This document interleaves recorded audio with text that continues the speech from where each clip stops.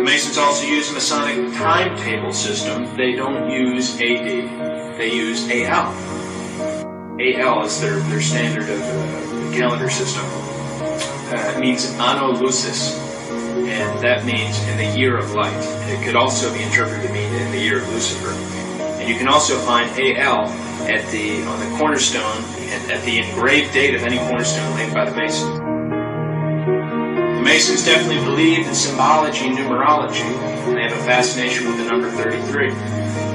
Masonic Encyclopedia says that Charleston, South Carolina was selected as the first home of the Council of the 33rd Degree Masonic Lodge. Major events that have happened on the 33rd degree latitude, it's where the first nuclear bomb was tested at the Trinity site in New Mexico. And the monument chosen to commemorate this site was an obelisk, which is a Masonic symbol.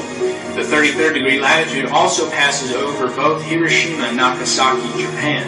These sites were the place where the first two bombs, atomic bombs, were dropped at the end of World War II.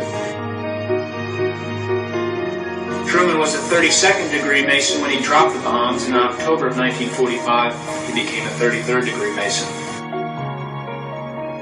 But the most astonishing incident that has occurred on the 33rd degree latitude of the map is that it passes over the city of Dallas, Texas, where on November the 22nd, 1963, JFK was assassinated. The president passed an obelisk that is located right in front of the school book depository on the street where the president was shot.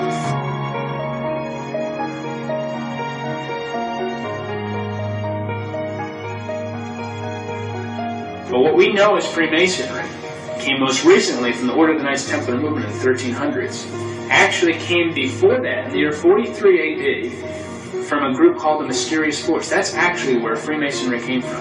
And this following information is from a book called The Origin of Masonry.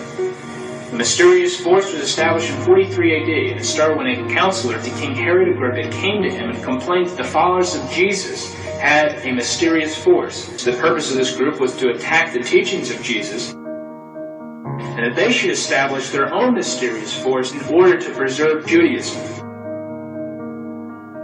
King Herod Agrippa said, quote, "We will use the hammer because it was used to nail Jesus' hands and feet.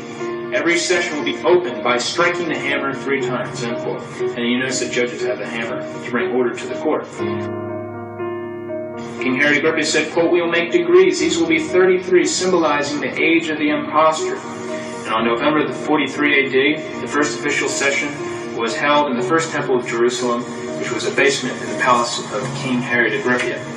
The meeting of the mysterious force was always held in the temple. That was the name, the temple. And in 1717, modern Freemasonry changed it to the name of lodge. To prove that Masonry is of Jewish origin, here are the following quotes. The Rabbi Isaac Weiss wrote in 1855, quote, "Masonry is a Jewish institution whose history, degrees, assignments, signs, and explanations are of Jewish nature from beginning to end quote. Theodor Herzl, the founder of Zionism in 1897 in Switzerland, said, quote, "Masonic lodges are established all over the world to offer us help to achieve our independence. Those pigs and non-Jewish Masons will never understand the final objects of Masonry," end quote. President Barack Obama concludes his 3-day trip to Israel today, and it began early with a trip to Mount Herzl, where he laid a wreath on the tomb of Theodor Herzl, the Zionist visionary who imagined the state of Israel, but who died 40 years before it came into being. Those pigs and non-Jewish Masons will never understand the final objects of Masonry, end quote. Also in the Jewish Encyclopedia, there's no criticism of socialism or communism, and there, in fact, they say that they're instrumental in founding and making socialism flourish. In fact, Jewish international bankers financed the Russian Revolution. Now, going back to what all this Freemasonry is rooted in, it's rooted in the Jewish Kabbalah. The Kabbalah is the Hebrew word for received tradition. The Jewish Kabbalah is a medieval Jewish book of occult philosophy and magic based on mystical interpretations of the Old Testament. Kabbalah is important with magicians, sorcerers, witches, Satanists, as well as Masonic philosophers. And all the things that I just mentioned that are rooted, talked about Freemasonry, gets back and is rooted in the Jewish Kabbalah. The book Morals and Dogma has 65 pages dealing with the Kabbalah. Page 741 of Morals and Dogma says this, quote, "Masonry is a search for light. That search leads directly back to the Kabbalah."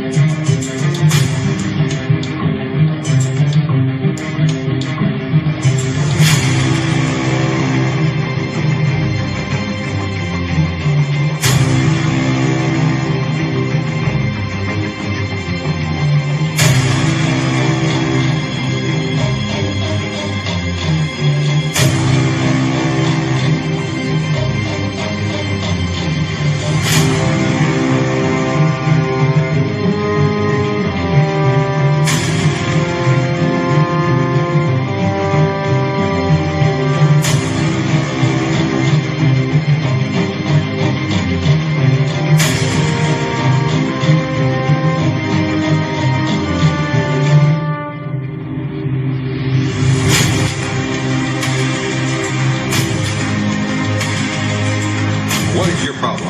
Just that, sir. Okay. I'm a Christian, sir. I'm pure and virtuous and wholesome and innocent.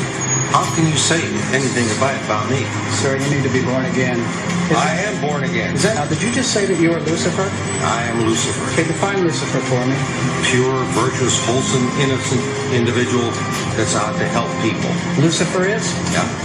Say that again. Lucifer is a pure, holy, Virtuous. virtuous. Now, is he the Lucifer that God created? That's the same one. Oh, man, this is great. Oh, Amen. God bless you, Amen. brother. Because that's exactly what the Shriners and Masons teach us. This is what a Mason confesses, is that Lucifer is light.